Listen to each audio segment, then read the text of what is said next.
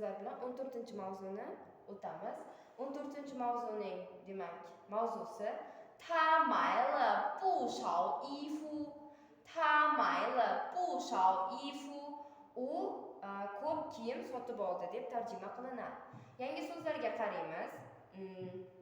Yangi so'zlar dongxi dongxi degani bu narsa degani umumiy ma'noda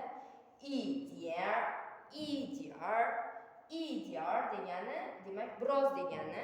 Demak bu yerda e'tibor beradigan bo'lsak n dan keyin r harfi sh harfi kelyapti va bu n ko'pincha mana shunday holatlarda tushib qoladi va idioner emas idiar deb talaffuz qilinadi. Keyingisi pinguo degani olma degani ekan. Xo'p, birinchi kuvanga qaraymiz. 昨天上午你去哪儿了 kecha tushdan keyin qayerga bordingiz? 我去商店买东西了 men demak bu yerda do'konga borib narsa sotib oldim. Xo'p, 你买了什么了 nima sotib oldingiz? 我买了一点苹果 men biroz olma sotib oldim. Agar bunda e'tibor beradigan bo'lsak, l harflari o'tgan zamon ma'nosida va ish harakatning o'zgarganlik ma'nosida ham ishlatilishi mumkin. Keyingi ko'van yangi so'zlarga qaraymiz. 看见 ko'rib uchrashmoq, ya'ni uchrashmoq, ko'rmoq ma'nosida keladi. 先生 janob, 开 haydamoq, 车 mashina, 回来 qaytib kelmoq, 分钟 minut, 后 keyin.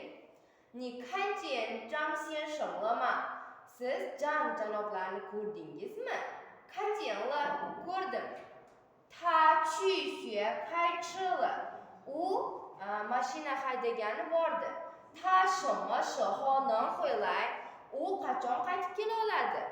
40分钟后回来 40 minutdan keyin qaytib kela oladi. Keyingi yangi so'zlarga qaraymiz. Birinchisi ifu kiyim, 漂亮 chiroyli, bu demak degani bu ko'pincha emotsiya bilan bog'liq so'z. Xo'p, keyingisi shao